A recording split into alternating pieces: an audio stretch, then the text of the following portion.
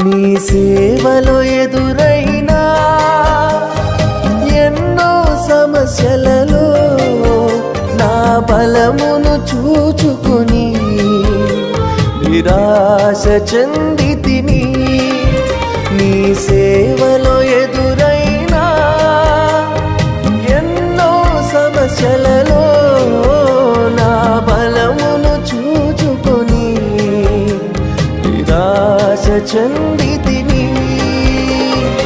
భారమైన ఈ సేవను ఇక చేయలేనని అనుకొనగా, భారమైన ఈ సేవను ఇక చేయలేనని అనుకొనగా, ప్రధాన యాజకుడా యేసు నీ అనుభవాలతో బలపరచితివి.